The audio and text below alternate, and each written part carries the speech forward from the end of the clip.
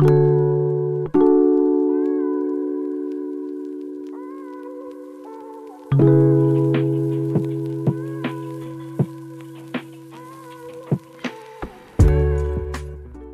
is smiling and waving and saying hello. But little did she know that she was really saying goodbye. The picture behind me is of Zanaya, and that will always be haunting because it was taken just a short time before the evidence shows that she was never seen or heard from again. It was taken by Nazaya herself, a selfie. That's the last known picture that we know about of her. The evidence shows overwhelmingly in this case that she is in fact deceased. The last time she was seen alive was January the 9th of this year, 2024, almost 9 months ago. Her missing status was reported to the Detroit Public School Police Department by her grandmother on that very day when she never returned home from school. And again, that was January the 9th of 2024.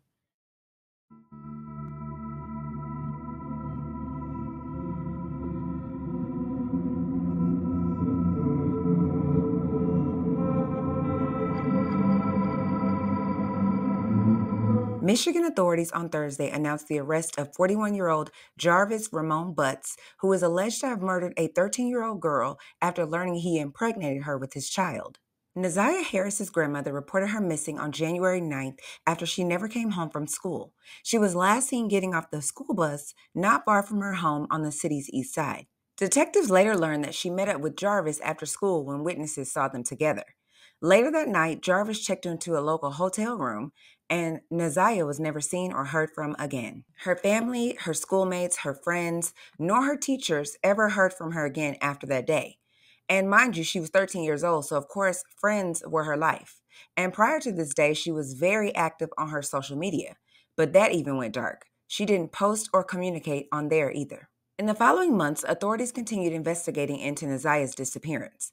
They reviewed videos, interviewed witnesses, and went through phone records. Through their investigation, they were able to discover that apparently Jarvis knew Nazaya because he had children with her aunt. Police found that Jarvis sent multiple sexually explicit text messages to Nazaya beginning in September of 2022. In September of 2023, Nazaya allegedly texted Jarvis and told him that she missed her period.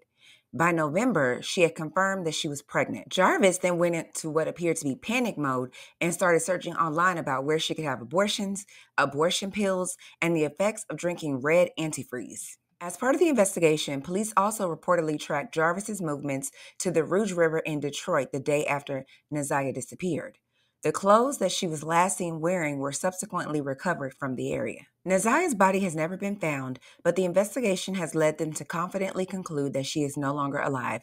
Nazaya also missed what would have been her 14th birthday on the 16th of September. As detectives continued to dig into Jarvis's past, they learned that he had allegedly targeted other girls. Prosecutors believed he targeted and befriended women to have sexual relationships with their young daughters. He would have relationships with their mothers, but his true desire was to have sex with their young daughters. At this point, it is safe to say that he is an expert groomer and a serial pedophile.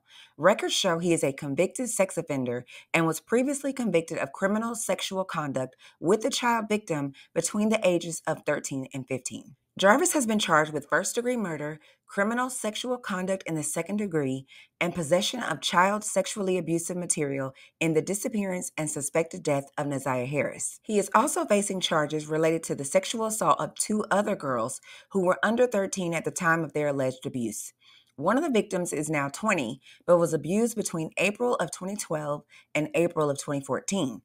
The second victim is now 13 and was allegedly abused between July of 2015 and July of 2017. He is currently in custody and bond has not been set.